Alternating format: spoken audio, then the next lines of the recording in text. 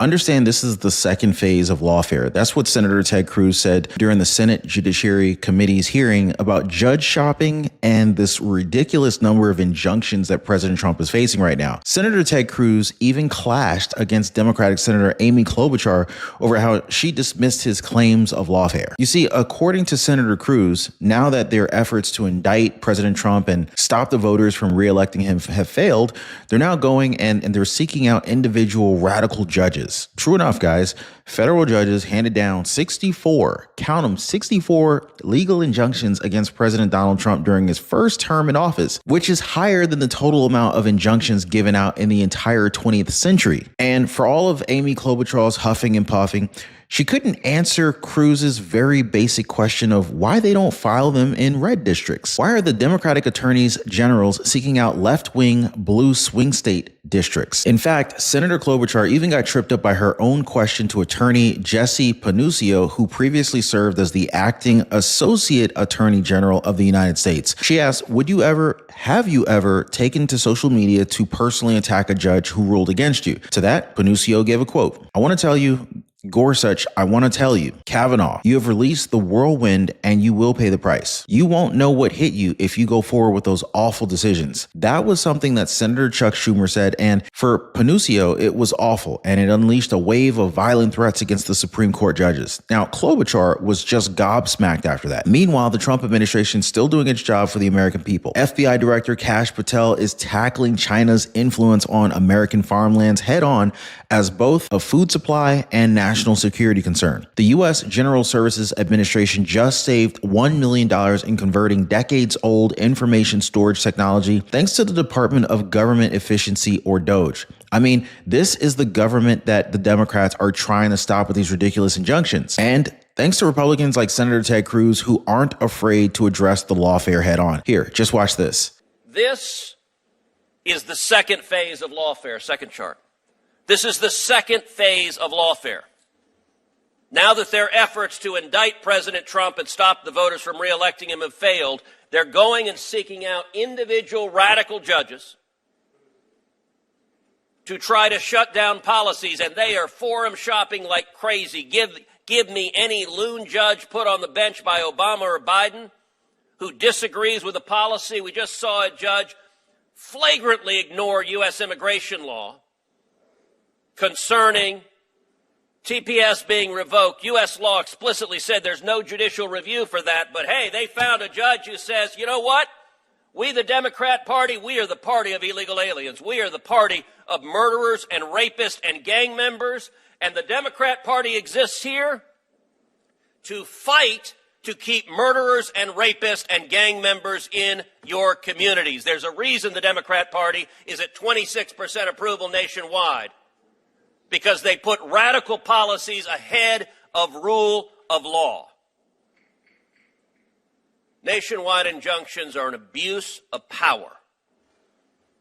It is the judiciary acting as policy deciders, and it is incumbent on this committee and this body to rein in the abuse of power from these unelected radical judges who are trying to overturn the election because they disagree with what the voters decided. I mean, we did vote for Trump, not these rogue judges, right? But things quickly developed when Senator Klobuchar took the mic right after that. Here, watch this. Thank you, Senator Cruz. Senator Klobuchar.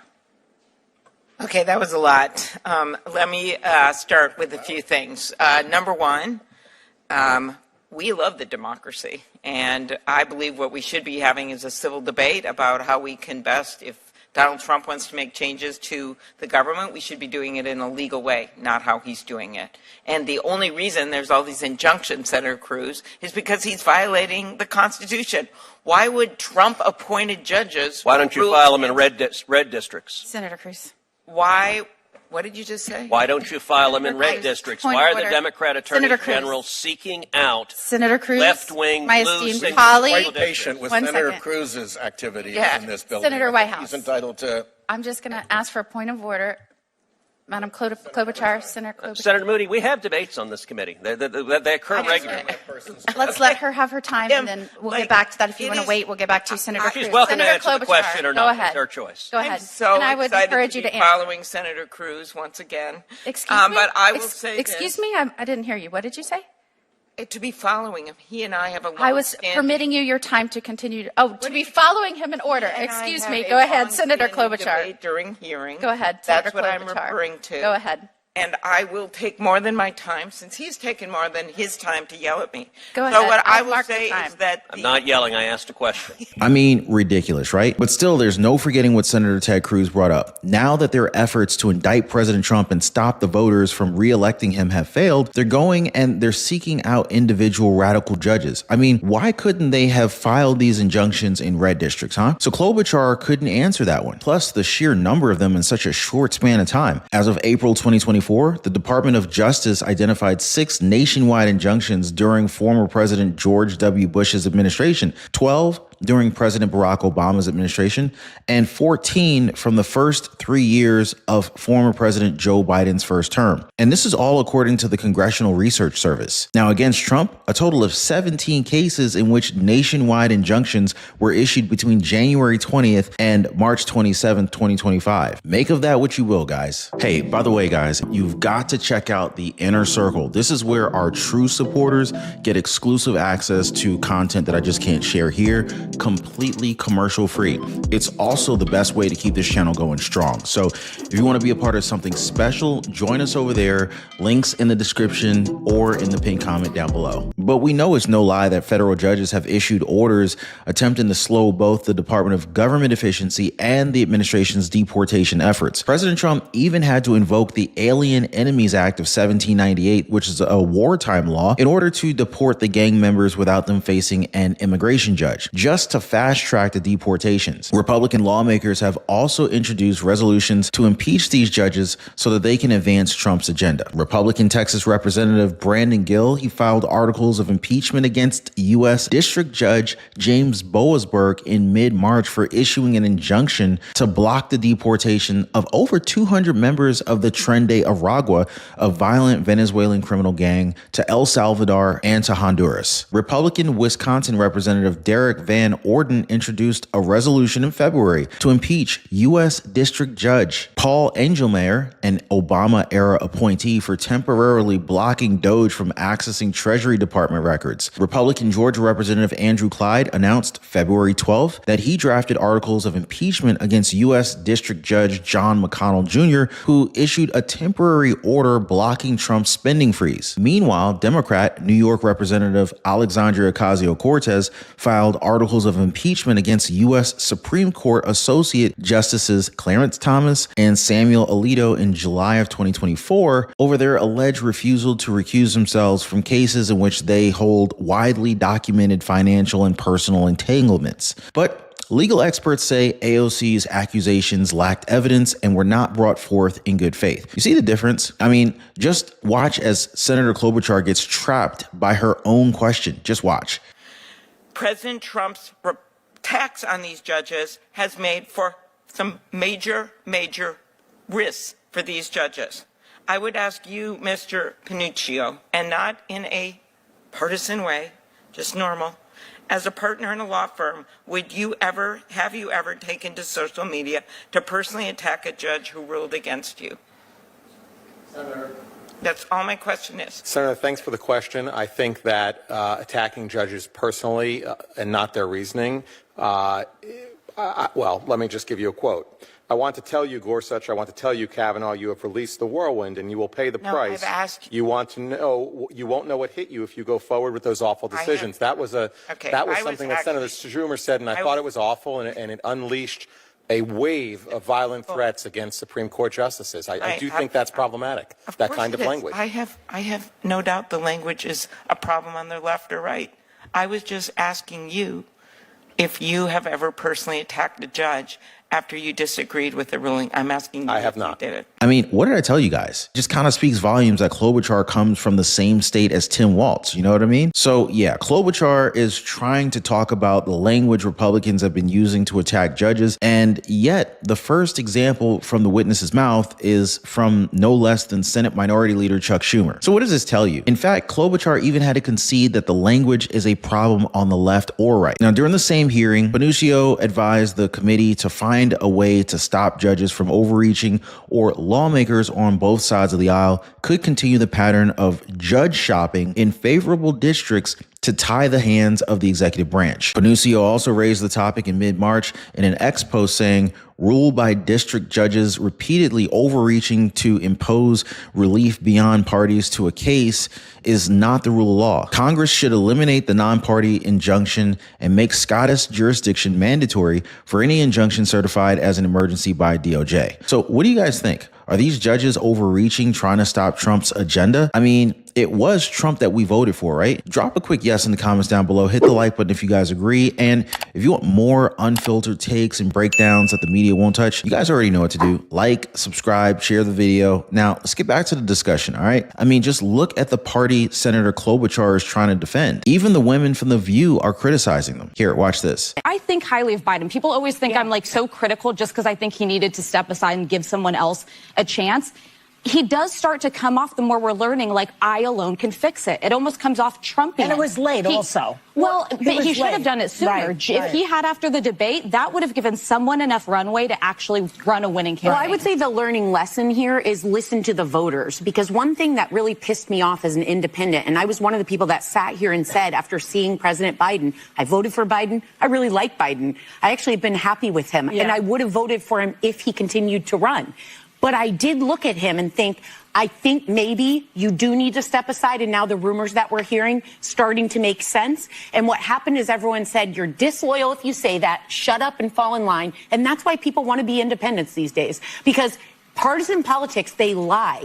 It was the Democratic Party that made that choice that said, you're betraying him if you call it like you see it. And the point here is he wasn't necessarily fit to run for another 4 years. Now, I don't know if it's just me, but it seems like there's just too many emotional Democrats, men and women included. Democrats who personally despise Trump so much that they just cannot separate their negative feelings for Trump from working for the constituents for the better of the country. And hey guys, I keep getting messages from you guys, comments saying, hey Ron, I keep missing your videos. I keep missing the breaking news. Can you please make sure I get notified? So I've taken care of you guys. All you got to do is hit the link in the description down below this video or in the pinned comment and join the breaking news newsletter. That's it. Totally free. I mean, why else would they be against what the current administration is doing? Now, for one, FBI Director Kash Patel is tackling China's influence on American farmlands head on as both a food supply and national security concern, especially near sensitive government sites. Now, Kash Patel recently told lawmakers that the effective resolution of the southern border crisis has prompted adversaries like China, Russia, and Iran to shift their focus to the U.S. northern border. President Trump also commented on it when he was asked to board Air Force One about what the White House is doing about Chinese-owned farmland. He said he's looking at it all the time and that he has a very good relationship with China and with the president. He also said that he has a lot of respect for President Xi, but Chinese-owned farmland has been an issue for years. I mean, it's pretty scary if you think about it. Presidential envoy for special missions Rick Grinnell wrote about it in an op-ed. He said Chinese-owned farmland is part of a not-so-silent takeover, that while conservative legislators and governors across the country are taking action to stop adversarial nations from buying U.S. farmland, we must recognize that there's a much broader issue at play here. China's end goal is not confined to land ownership. So lawmakers have already begun taking action. In early March, Senator Mike Rounds introduced the PASS Act in Senate, which would bar entities from covered countries, including China, from purchasing agricultural land near military bases or other sensitive sites. Even Democrats supported it, as the legislation would allow the Department of Agriculture to submit cases to the Committee on Foreign Investment in the United States for review if the department suspects that there is a national security concern. Now, apart from that, Republican senators in January also also announced the Not One More Inch or Acre Act, led by Senators Tom Cotton and Arkansas Representative Kevin Cramer of North Dakota and Katie Britt of Alabama. So the legislation would require selling land owned or influenced by the Chinese Communist Party that is deemed to be a national security risk.